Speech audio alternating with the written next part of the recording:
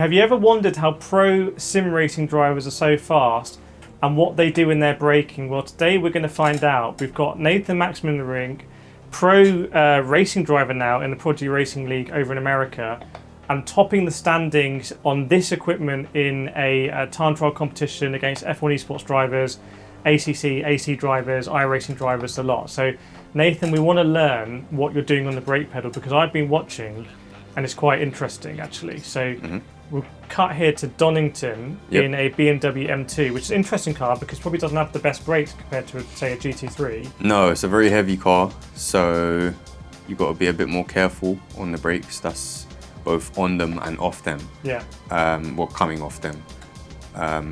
It's very, very easy to overheat the brakes, as we saw earlier in testing.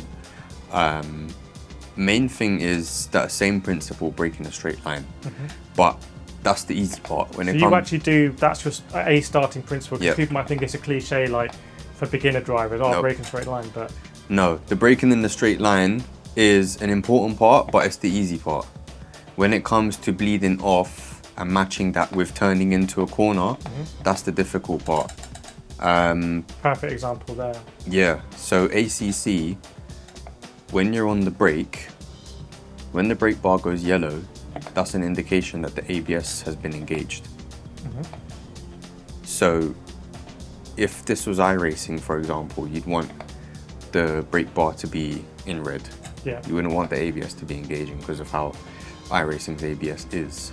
But when it comes to ACC's ABS, I find it a lot better. You can still drive very well using the ABS. Remembering that GT3 cars these days have very good ABS systems that allow the drivers to, you know, just press the brake and not have to worry about. And pro drivers are using ABS. They are. It's available. Yeah, it's available because it works so well. Wasn't in GTE though, interestingly. No, not in GTE. And GTE's been phased out, so yeah. So you'll notice that I am still braking in a straight line when I am at my highest brake percentage. I think what we can take from that is that your entry point where you start braking is important. So people who don't get to the outside of the track to open up the corner and brake in a straight line are going to be compromised because they're going to be trying to curve into the braking zone. So it starts a little bit from your entry so you're able to brake in a straight line. Yeah. So it's quite difficult in a car like this. See, like there, I broke a bit too late. And there's just no way to bring it back because the car's so heavy. It's either you plow on straight or you cut the corner basically. Which is why you cut the corner there, like. You can't do anything. Now, GT3, for example, sometimes because the ABS is so good, you can still turn in just that little bit. But this car is impossible. You have to get your braking point right, otherwise you're going to go wide. We see it in Formula 1 where we see a lot now drivers will just cut a chicane or go deep rather than try and make the corner. So you'll notice here, watch how I bleed off the brakes as I turn in.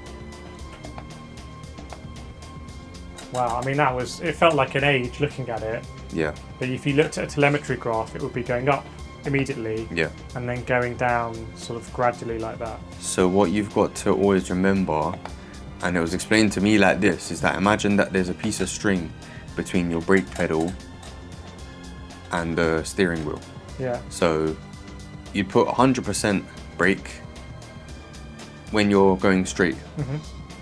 And as you start to bleed off, 50% brake should be, you know, mid-turning. And when I say mid-turning, I'm not talking about a specific angle.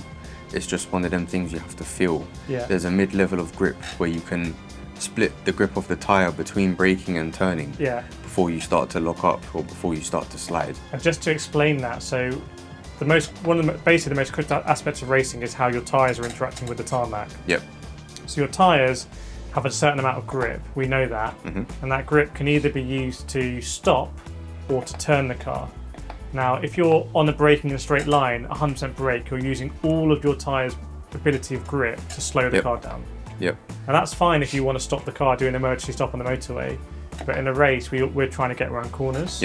So you have to apportion your tyres' grip between stopping and turning, which is why we enter a corner, we brake to slow the car down 100% in a straight line.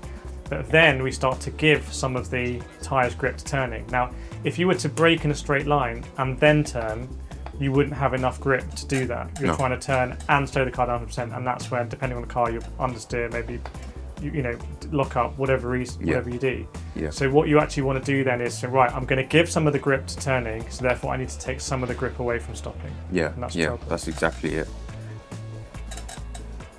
I wonder if you can just touch on Nathan, like, so that, you know, that makes sense for hairpins. We can understand that. You brake into a hairpin, start a straight line 100%, then imagine there's a string and sort of convert it. But what about a corner where you just want to tease, a bit like this? You're using the brake, but you're almost sort of teasing the car around. It's like a secondary function of the brake. So, yeah, the secondary function of the brake is to alter the weight balance and the weight distribution of the car. So, the main idea of getting around the corner is obviously, as we know, to get the car in apex and on throttle as soon as possible on the exit. Yeah. So to do that, you have to make sure that the angle of the car is correct going into the corner, and the angle of the car is good on the exit of the corner, so you're able to get on the throttle nice and easy. So when you brake really hard, the weight distribution goes to the front. Yeah. When you do that, as long as it's not overloading the front, you're able to pivot the car on the front two wheels. Yeah.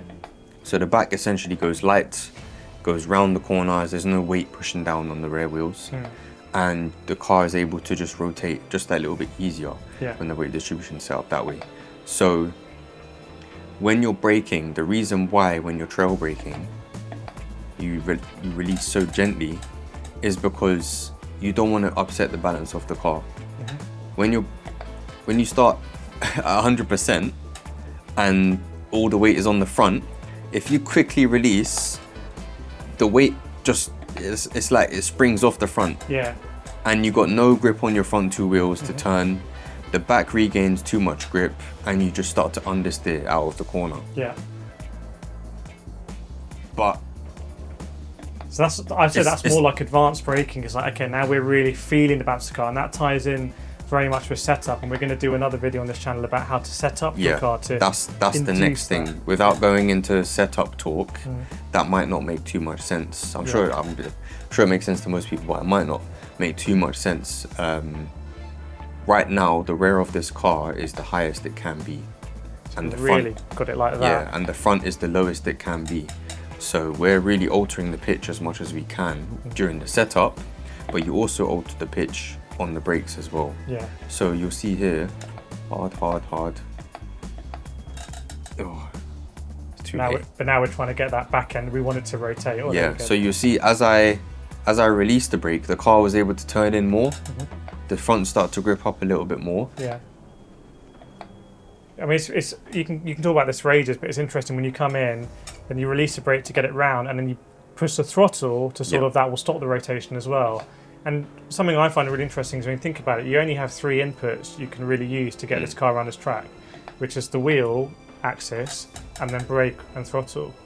So we're going to do some more videos like this. If you like them, please hit that subscribe button. Any questions as well, put them in the comments. But that's braking, and yes, even at a pro level, one of the starting fundamentals is brake in a straight line.